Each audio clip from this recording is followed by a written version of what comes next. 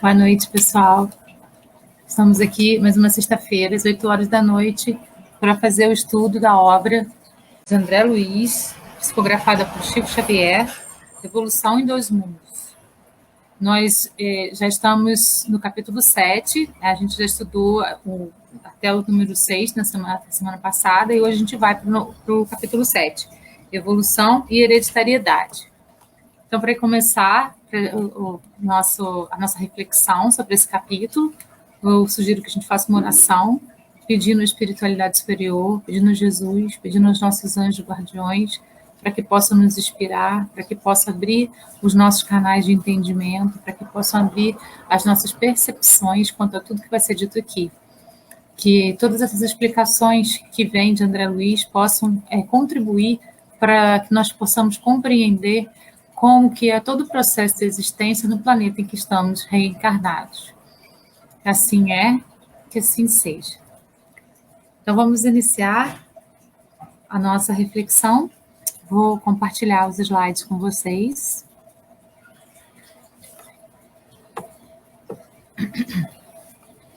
A gente está aqui diretamente da página do Facebook do Centro Espírita 3 de Outubro, e eu agradeço a companhia de vocês e a confiança do Centro para realizarmos esse estudo. Então, o capítulo 7 fala sobre evolução e hereditariedade. Paralelamente à obra Evolução em Dois Mundos, nós vamos usar algumas outras para compor a nossa linha de raciocínio. A gente vai usar Evolução Anímica, o Livro dos Espíritos, A Caminho da Luz, e Evolução em Dois Mundos, Elucidário, certo? Então, isso tudo vai compor aí a nossa linha de raciocínio para podermos compreender melhor o capítulo 7. Então, o que entendemos como hereditariedade? Um conjunto de qualidades físicas e morais transmitidas dos pais aos filhos. Isso está lá no dicionário Hawais, né, da língua portuguesa. O que entendemos como qualidades físicas e morais? Físicas, automatismo fisiológico, estado ou atributo do que é automático, ausência de vontade própria. A gente até trabalhou essas ideias de automatismo nos capítulos anteriores. Morais, psicológica e inteligência. Herança da individualidade, né, em Evolução em Dois Mundos, automatismo e herança. No capítulo 4 a gente estudou sobre isso. Vamos encontrar a hereditariedade como lei que define a vida, circunscrita à forma em que se externa. Só a inteligência consegue traçar linhas inteligentes. Em razão disso, e atentando-se aos objetivos finalistas do universo, não será possível esquecer o plano divino, quando se trata de qualquer imersão mais profunda na genética.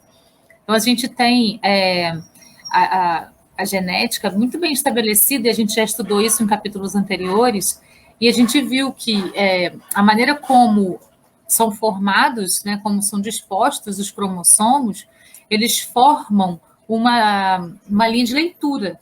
E essa linha de leitura vai dar origem às espécies. Os arquitetos da espiritualidade, os arquitetos divinos, eles vão trabalhando essas linhas para poder aprimorar cada vez mais aquele indivíduo, aquela espécie que está ali.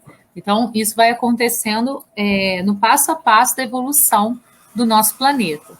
Então, é isso aí que eles trabalham como hereditariedade, questões físicas, anímicas, né, automáticas, e questões morais vindas do psicológico e da inteligência. Um ser, então, dotado de inteligência, ele vai ter uma linhagem hereditária também dotada de inteligência. Então, a gente vai ter esse caminho. Então, o homem, ele vai ter toda a sua linhagem dentro daquelas características do homem encarnado aqui na Terra. Os arquitetos espirituais, entrosados à supervisão celeste, gastaram longos séculos preparando as células que serviriam de base para o reino vegetal. Como? Combinando nucleoproteínas mais glúcides e elementos primordiais. Tudo isso resultou, a junção de tudo isso, a combinação de tudo isso resultou no fisiopsicossomático, Isso aí, então, é o que o André Luiz fala para a gente na primeira parte. Como a gente sabe, ele subdivide o capítulo em alguns subitens. Então, nessa parte, princípio inteligente e hereditariedade, ele fala isso aí para a gente, ele traz essas informações para a gente. Nucleoproteínas são proteínas associadas aos ácidos nucleicos, tanto DNA como RNA. Supõe-se tenham sido primordialmente, há 4 bilhões de anos, a primeira forma de molécula capaz de transmitir capacidades hereditárias entre os seres vivos existentes. Atente-se que, por cerca de 3 bilhões de anos, todos os seres vivos foram microscópicos, segundo nossa concepção atual. Admite-se tenham semelhança com os vírus que presentemente conhecemos. Então, essa questão da hereditariedade, a questão celular, ela foi trabalhada paulatinamente pelos arquitetos espirituais para que ela fosse se desenvolvendo passo a passo até chegar àquela célula que pudesse transmitir as características genéticas que ela tem para outro indivíduo. E isso fez possível a questão da hereditariedade. Então, foi um processo lento, como ainda é. Esse processo não acabou. Nós estamos em perpétua evolução, tanto na questão moral, né, tanto na questão espiritual, quanto na questão psicológica, emocional e também física. Né? O corpo do homem ainda não está totalmente prontinho, já está perfeito. Não, ainda tem coisas que estão sendo aperfeiçoadas no passo a passo. Lembrando que a Terra é um grande laboratório desses arquitetos espirituais, e eles vão fazendo experimentações para ver o que funciona melhor, para poder ir aprimorando cada vez mais as espécies que aqui habitam, inclusive o homem. Ainda na primeira parte, ele fala sobre a questão do núcleo celular. Controle das funções da célula. Então, o núcleo ele vai ter o controle de todas as funções que a célula tem no nosso corpo e no corpo de qualquer ser vivo.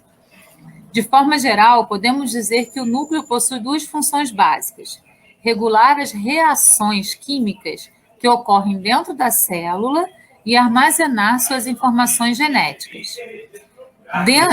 Dentro do núcleo encontram-se corpos em formatos esféricos, denominados nucleolos, compostos proteicos, DNA e RNA, e os genes nucleares, também conhecidos como código genético. Esses genes são os responsáveis não só pelas características hereditárias, como também pelo controle da maioria das atividades realizadas pela célula.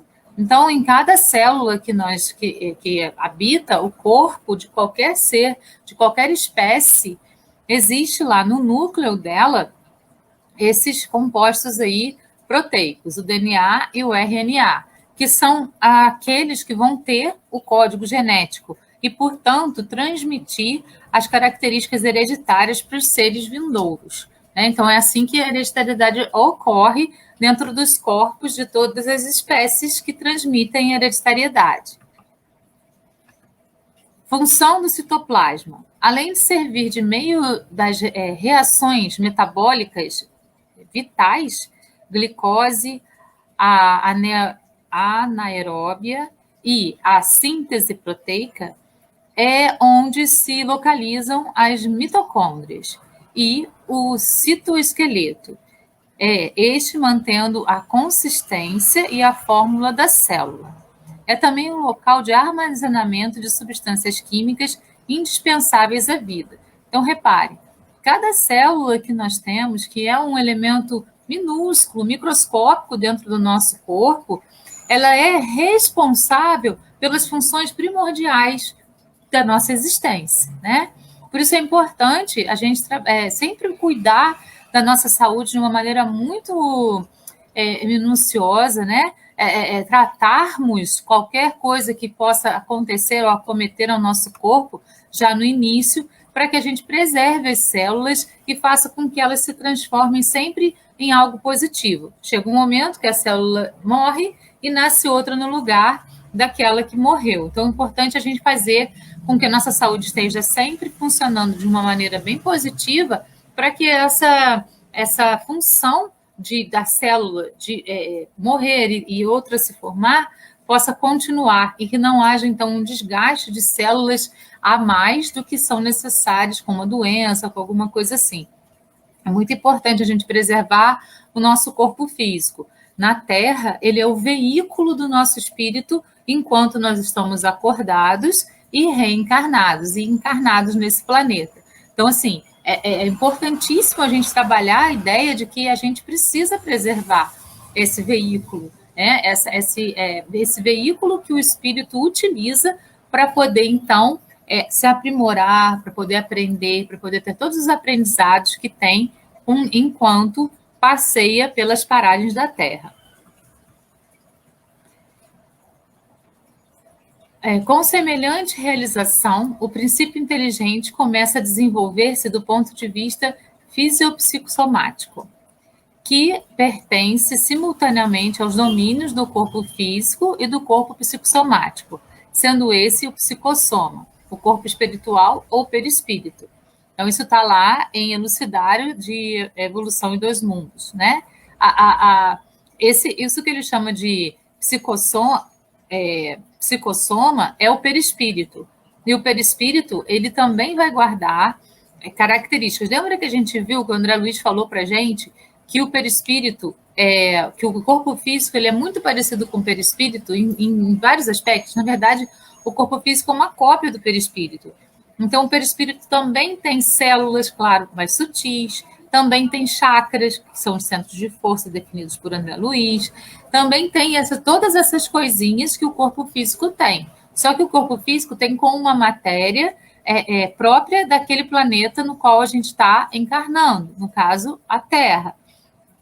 Porque para ser formado o corpo físico é necessário o fluido cósmico universal, o fluido cósmico do planeta em que a gente está encarnando, para poder formar o corpo físico do ser que está chegando na Terra. E seja esse ser um homem, seja esse ser um animal, seja esse ser um vegetal, é a partir do fluido cósmico do planeta que é formada a matéria desse planeta. Então, no corpo físico, todas essas coisas se realizam através daquilo que é transmitido para a gente pelo fluido cósmico, transmitido para o nosso corpo. Mas tudo é cópia do que está lá no perispírito. Então, o perispírito tem tudo isso também de uma maneira mais rarefeita, de uma maneira mais sutil, certo? Então, todos os seres vivos são formados por células. Então, desde os unicelulares até os pluricelulares, eles são formados por células. Aí vem o segundo tópico do capítulo 7, que é fatores de hereditariedade. Aí ele fala assim: na intimidade dos corpúsculos simples que evoluíram para a feição de máquinas microscópicas formadas de protoplasma e paraplasma, fixam-se vagarosamente, sob influenciação magnética, os fragmentos de cromatina, organizando-se os cromossomos, em que seriam condensadas as fórmulas vitais da reprodução, certo? Então, reparem como que essa engenharia, como que essa arquitetura do ser vivo na Terra foi feita de maneira minuciosa, minuciosamente pensada. Desde o primeiro ser unicelular criado, até conseguir fazer com que esse ser fosse sexuado e até conseguir com que esse ser sexuado passasse as características hereditárias para os seus descendentes. Então, reparem, é um trabalho paulatino e muito minucioso para chegar nesse patamar.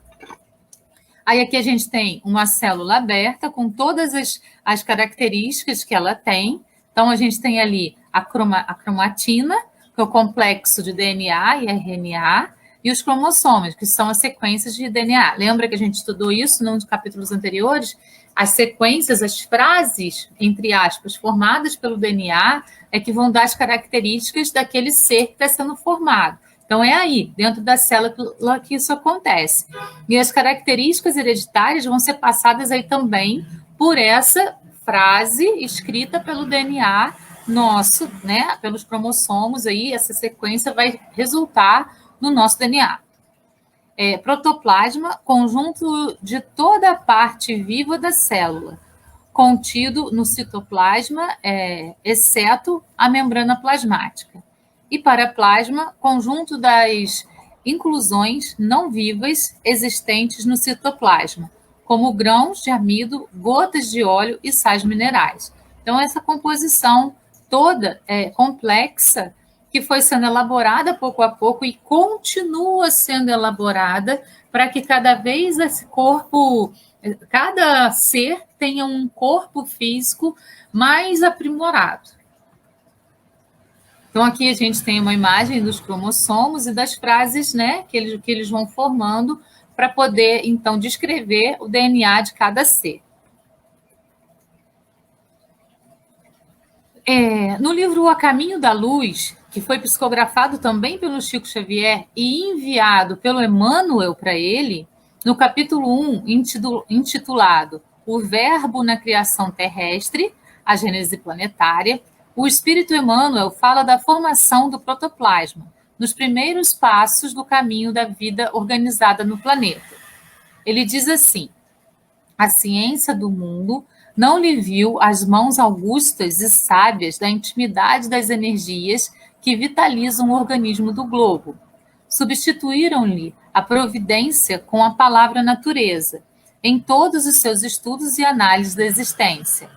Mas o seu amor foi o verbo da criação, do princípio, como é e será coroa gloriosa dos seres terrestres da imortalidade sem fim. Então, assim, a gente usa a palavra natureza para poder definir o que são os arquitetos espirituais, porque são eles que são os responsáveis por todas essas revoluções que acontecem na natureza, por todas as modificações. Então, quando a gente está falando assim, a natureza é sábia, a gente está falando esses seres espirituais que são os ajudantes do Cristo, os ajudantes do nosso governador celeste, são sábios, porque eles vão trabalhando de modo a sempre melhorar aquilo que está na Terra, sempre buscando o aperfeiçoamento de tudo que é vivo na Terra. E quando serenaram os elementos do mundo nascente, quando a luz do sol beijava em silêncio a beleza melancólica dos continentes e dos mares primitivos, Jesus reuniu nas alturas os intérpretes divinos do seu pensamento. Viu-se, então, descer sobre a Terra, das amplidões dos espaços ilimitados, uma nuvem de forças cósmicas que envolveu o imenso laboratório planetário em repouso. Daí, há algum tempo, na crosta solidificada do planeta, como no fundo dos oceanos, podia-se observar a existência de um elemento viscoso que cobria toda a Terra. Estavam dados os primeiros passos no caminho da vida organizada. Com essa massa gelatinosa, nascia no orde o protoplasma. E com ele, lançara Jesus à superfície do mundo o germe sagrado dos primeiros homens. Tá vendo? Nós começamos de o projeto do nosso corpo físico que abarcaria seres que já eram dotados de inteligência, iniciou-se através do protoplasma, né? E foi sendo elaborado passo a passo, ficando maior, né? Fazendo experiências em seres maiores, menores, seres que foram extintos e porque não deram certo, seres que foram extintos porque eram grandes demais para o planeta e agora a gente precisava de seres menores. Tudo partiu da inteligência desses arquitetos espirituais que são os ajudantes de Jesus e que promovem tudo o que existe no que a gente chama de natureza. Então, lá no Caminho da Luz, o Emmanuel também citou isso daí, né? É interessante a gente fazer as comparações para a gente perceber que mais de um autor falou sobre determinada coisa, só que um aprofundou mais. No caso, André Luiz aqui aprofundou bastante essas questões para que a gente pudesse ter um entendimento mais amplo de tudo isso. Ainda na parte fatores de hereditariedade, ele fala dos processos múltiplos de divisão que passam a ser experimentados. Então, todos os processos pelos quais a gente passou aí, né, desde o momento em que a Terra foi criada. Então, primeiro, divisão direta ou a mitose. Divisão celular simples e direta por fragmentação. O núcleo da célula, graças a um estrangulamento cada vez mais profundo, acaba por se dividir em duas partes, frequentemente desiguais. É o fenômeno próprio das células envelhecidas, mas normal em protozoários como a ameba. O segundo experimento, divisão direta ou mitose, que é essa que a gente está vendo na imagem que é ao lado. A mitose, ó. A mitose é o processo de divisão celular pelo qual uma célula eucarionte, célula mais elaborada, origina em sequência ordenada em etapas duas células filhas cromossômica ou geneticamente idêntica. Então, ela vai se subdividir e originar duas células iguais a ela. Então, é esse processo aqui de divisão indireta chamado mitose. Então, a célula no início ela era assim, daí ela começa o processo de divisão e ela vai se transformar em duas, iguais àquela primeira. Esse processo dura, em geral, 52 a 80 minutos e é dividido em 4 fases. Prófase, metáfase, anáfase e telófase. Então, as etapas estão aí. As 4 etapas, né? Até chegar na divisão celular. 1, 2, 3, 4. E aqui nesse finalzinho, a gente tem a mitose acontecendo. E o terceiro, que é a divisão redutora ou meiose, que é a produção das células sexuais. Então, durante o processo de mitose, os cromossomos recebem toda a atenção dos construtores espirituais, que os dirigem do equador para os polos da célula, assegurando de forma perfeita as leis da hereditariedade e da afinidade que deverão ser exercidas mais tarde, durante a meiose, quando serão produzidas as células sexuais. Então, a gente está vendo aqui, ó, aquele processo anterior, né, da divisão celular, e depois a questão da meiose acontecendo também. No direcionamento dos cromossomos para os polos celulares, os construtores divinos, pelo impulso mental da natureza eletromagnética, reservam atenção especial para a disposição correta dos cromotídeos, que contêm os genes em número e valores apropriados em cada espécie. Tudo isso ocorre de forma matematicamente controlada dentro de cada espécie. Então, vai haver a divisão para que ocorra a junção novamente, né, de um gameta com o outro na reprodução sexual. A gente sabe que o homem e a mulher, o macho e a fêmea, eles vão contribuir, né, com gametas diferentes. A mulher tem lá o gameta completo, o homem vai colocar dentro através do espermatozoide, ou o animal, através do espermatozoide, vai direcionar para o óvulo o espermatozoide que vai conter o sexo que vai ser aquele embrião que vai surgir depois. O homem é que vai determinar, através do espermatozoide, o sexo que aquele indivíduo terá. Por isso acontece essa divisão aí na meiose. Aí é que a gente tem uma outra imagem, né, mostrando toda essa questão da mitose, da meiose. Aí ele vai para uma próxima subdivisão que se chama arquivos reflexos e condicionados. É a próxima divisão que ele coloca aqui. Então, vamos lá.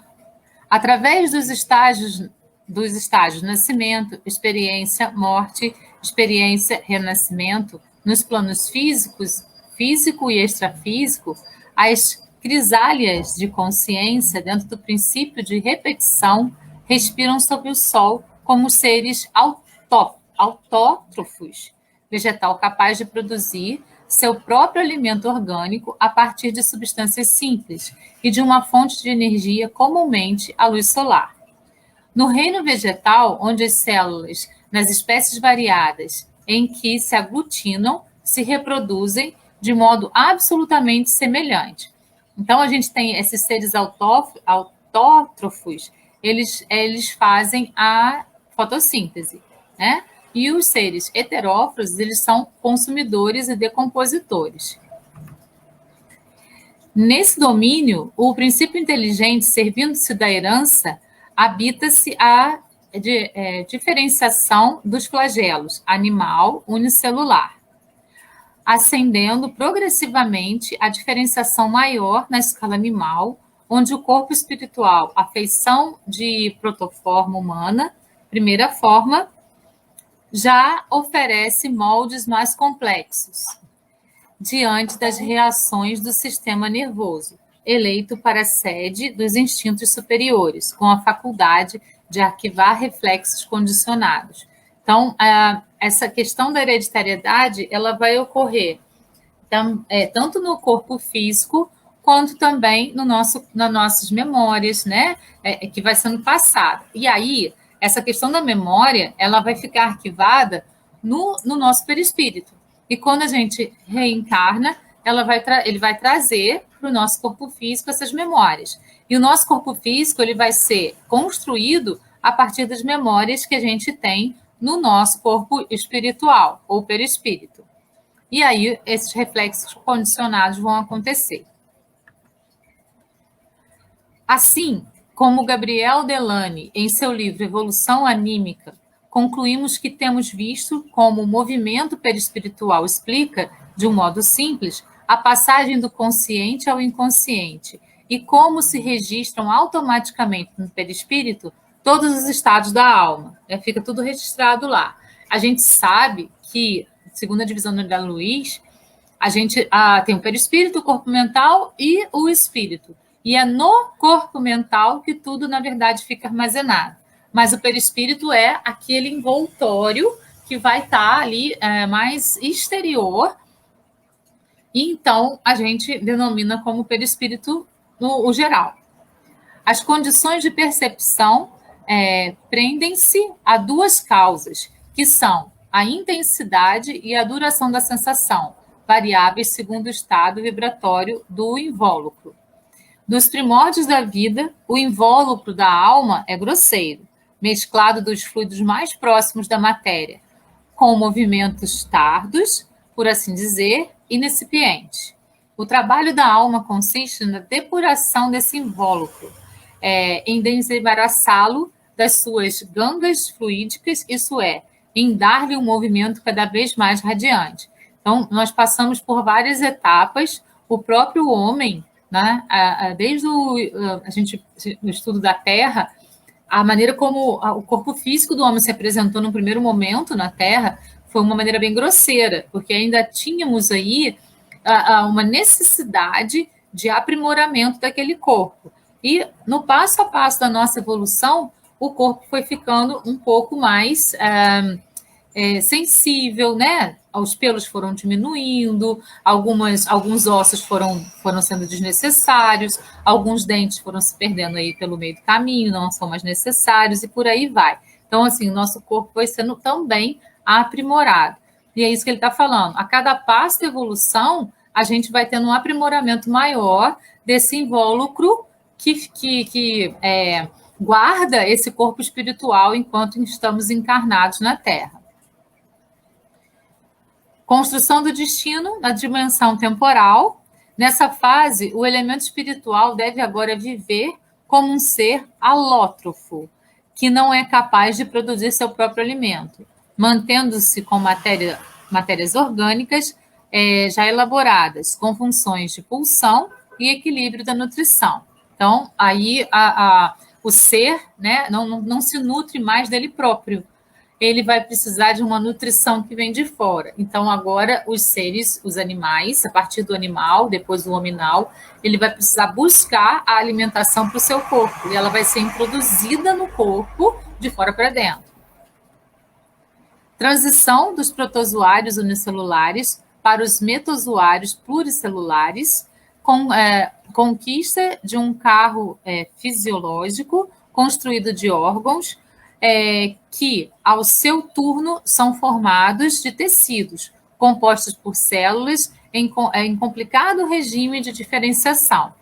Então, foram surgindo os membros, né, pernas, braços, corpo, e tudo isso foi propiciando essa busca de alimentação, essa busca de uma independência ou de uma dependência dessa alimentação para que esse corpo pudesse, então, se desenvolver de uma maneira interessante, né? E os animais começaram a ter que circular. Aquele ambiente já não tinha mais comida para ele, então ele ia procurar um outro ambiente e ele começou a fazer essas passagens de lá para cá, daqui para lá. Construção do destino, ainda, né? Continuando a construção do destino entre as esferas terrena e espiritual, passando por longas metamorfoses, atinge o reino hominal, em que os gametas se erigem especializados e seguros no aparelho de reprodução, com elementos e recursos característicos para o homem e para a mulher, no ritmo do centro genésico, entre os aparelhos do metabolismo e os sistemas de relação. Aparelho genésico, o centro genésico é o chakra sexual, é o chakra que é responsável por toda essa parte, né, da hereditariedade, da construção do novo corpo, tudo isso. É no reino humano, e no reino humano, como será construído o próprio destino? Através da repetição da lei da hereditariedade. Como?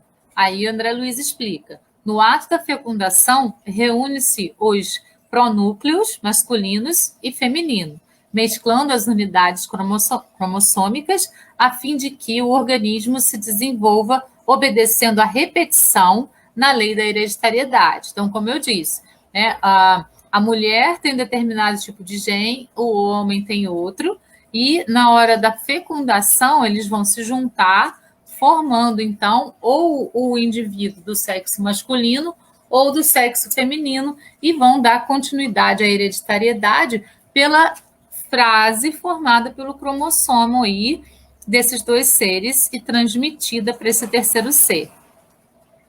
Nesse estágio, o espírito, entregue ao comando da própria vontade, determina os mais complexos fenômenos endomitóticos, multiplicação dos cromossomos, edificando as bases de seu próprio destino.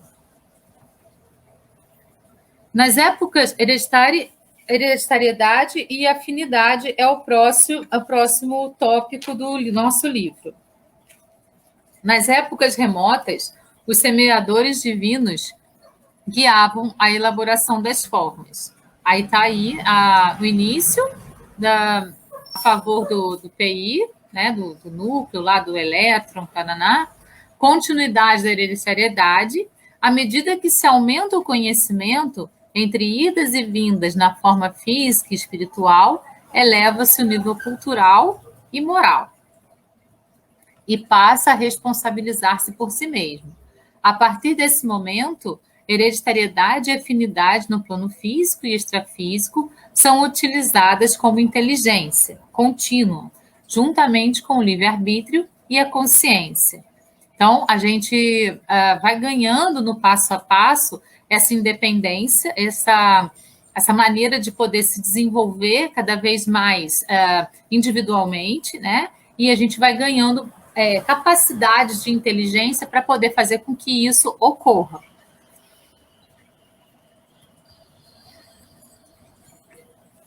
E o último tópico é geometria transcendente. É o último tópico do nosso capítulo 7. Chegada a essa eminência, a criatura submete-se à lei da hereditariedade, para ajudar os semelhantes na escalada a mais amplas aquisições na senda evolutiva, recolhe, assim, concurso precioso dos organizadores do progresso na mitose do ovo, que facultará novo corpo no mundo, de vez que toda a permuta de cromossomos está presidida invariavelmente por agentes magnéticos, ordinários ou extraordinários, conforme o tipo de experiência que se faz ou refaz, com as chaves da hereditariedade atendendo a seus fins. Aí, lá no Livro dos Espíritos, Kardec pergunta para o Espírito da Verdade: qual é a origem das qualidades morais, boas ou mais, do homem? O Espírito da Verdade responde: são as do espírito nele encarnado. Quanto mais puro é esse espírito, tanto mais propenso ao bem é o homem. Então, essas características não vêm do nosso pai, da nossa mãe, né? Essas características morais da pessoa, dela ser boa, dela ser má. Isso vem da nossa própria hereditariedade, das nossas próprias ações em vidas anteriores, em existências anteriores, pelo acúmulo dessas experiências e os aprendizados que a gente teve. Essa herança genética a gente recebe de nós mesmos, né? É de nós mesmos, tá? É um crescimento individual. Por isso que a gente fala que a evolução ela é na comunidade, mas ela depende do nosso aprimoramento individual, da nossa reforma íntima. A partir do momento que a gente se aprimora individualmente, que a gente faz a nossa reforma íntima, a gente está propiciando um crescimento para nós mesmos. E esse crescimento, ele reverbera para todos que estão ao nosso redor. Então, essa hereditariedade, ela é passada através daquilo que nós aprendemos, daquilo que nós não aprendemos, da moral que nós temos, vinda de outras vidas anteriores. Aí, lá no Livro dos Espíritos, mais uma vez, Kardec pergunta: unindo-se ao corpo, o espírito se identifica com a matéria? E o Espírito da Verdade responde: a matéria é apenas o envoltório do espírito, como o vestuário é o corpo. Unindo-se a este, o espírito conserva os atributos de natureza espiritual. Então, assim, o corpo físico, ele não tem a influência sobre o espírito. Ao contrário, o espírito tem influência sobre o corpo físico. É o que vem do espírito que vai determinar os caminhos do corpo físico, que vai determinar quem é esse indivíduo que está encarnado naquele corpo físico. O corpo físico, ele vai se movimentar, ele vai acontecer, ele vai se realizar dentro da Terra ou do planeta que a gente esteja habitando, de acordo com a evolução ou estagnação do nosso espírito. O espírito é que vai determinar todas essas questões de moralidade e de como a gente vai caminhar na Terra. O corpo físico segue aquilo que o espírito vai coordenar. Então, geometria alimentar, germinativa, versus geometria transcendente, que é essa que a gente está estudando. Geometria é uma palavra que resulta dos termos gregos geo, terra, e metron, medir, cujo significado em geral é designar propriedades relacionadas com a posição, forma, tamanho e posição relativa dos objetos no espaço. Conforme nos diz André Luiz no início do capítulo, é ciência que estuda as propriedades do espaço limitado. Com base na simplicidade desse conceito, ele compara a geometria à hereditariedade, que é a lei que define a vida, circunscrita, espaço limitado, a forma em que se externa. Assim, o ser que já se responsabiliza por si mesmo, utilizando dos recursos espirituais e morais adquiridos através da experiência evolutiva, mesmo sendo submetido às leis da hereditariedade, forma em que se externa, pode influenciar a formação do seu corpo físico, propriedades do estado limitado, alterando as recombinações possíveis dos cromossomos durante a divisão celular. Esta influência exercida pelo espírito é limitada segundo o merecimento de que disponha e estabelecida na proporção necessária ao reencarnante. Nisto consiste a geometria transcendente. Então, por exemplo, a gente tem uma doença hereditária. Com a nossa conduta, a gente pode amenizar essa doença ou até mesmo curar essa doença, mudando as características do cromossomo. É isso que ele está dizendo, né? Então, a gente pode ir modificando o nosso corpo físico de acordo com a nossa conduta na Terra e aprimorando ainda mais esse corpo físico se a gente tiver boas atitudes, bons sentimentos. Mas se a gente, ao contrário, tiver maus sentimentos, atitudes que não são assertivas, a gente também pode danificar e trazer doenças para o nosso corpo. Então, a gente vai escolhendo isso no nosso processo reencarnatório, certo? É isso que ele está mostrando para a gente aí. Hereditariedade e conduta. Portanto, o corpo herda naturalmente do corpo, segundo a disposição da mente que se ajusta a outras mentes nos circuitos da afinidade, cabendo, pois, ao homem responsável reconhecer que a hereditariedade relativa, mais compulsória, lhe talhará o corpo físico, de que necessita em determinada encarnação, não lhe sendo possível alterar o plano de serviço que mereceu ou de que foi incumbido, mas pode, pela própria conduta, feliz ou infeliz, acentuar ou esbater, atenuar, graduar a coloração dos programas que lhe indicam a rota, através das unidades de força psicossomática, que atuam no citoplasma, projetando sobre as células e, consequentemente, sobre o corpo, os estados da mente, que estará enobrecendo ou agravando a própria situação, de acordo com a sua escolha no bem e no mal. Então, foi o que a gente acabou de comentar. De acordo com a nossa conduta, a gente pode melhorar processos na nossa existência, processos físicos, né, processos de doenças, amenizando doenças ou provocando doenças para o nosso corpo, assim também o nosso estado emocional. O nosso estado emocional vai determinar essa acentuação de doenças físicas ou a atenuação de doenças físicas para o nosso corpo. Isso fica muito claro em Nosso Lar, que também é uma obra de André Luiz. Ele, no umbral, sendo chamado de suicida porque ele contraiu uma doença que o levou à morte. Ele dizia, não, eu fiquei doente, mas essa doença foi provocada pelas más tendências dele enquanto vivo, né? As más tendências em vários sentidos, nos sentimentos, com arrogância, orgulho, egoísmo, aquela coisa de se achar sempre o melhor, de se achar insubstituível, e também pelos vícios da bebida, no cigarro, tudo isso levou a que ele contraísse uma doença que foi fatal, né? que eliminou lá a vida dele na Terra. Então, isso é o que ele está dizendo aqui. De acordo com a nossa conduta, a gente pode atenuar coisas que nós viemos com ou provocar coisas que nós viemos sem, né? Essas, então, são a referência bibliográfica dos livros que a gente utilizou, dos sites que a gente utilizou, para poder chegar a esse estudo de hoje. Eu gostaria de agradecer a todos pela presença, pessoas que estão nos assistindo nesse momento, pessoas que ainda vão nos assistir depois que tiver gravado. Gratidão pela companhia, gratidão por estarem aí junto com a gente, né?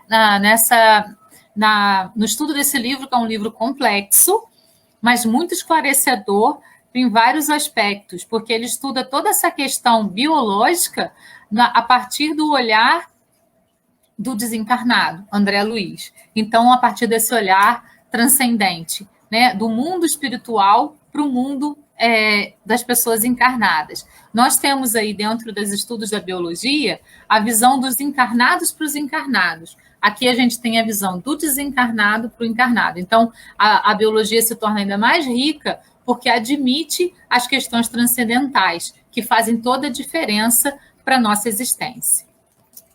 Então, pessoal, muito obrigada. Beijo no coração de todos. Gratidão, namastê. E até a próxima sexta com o estudo do capítulo 8. Até lá. Tchau, tchau.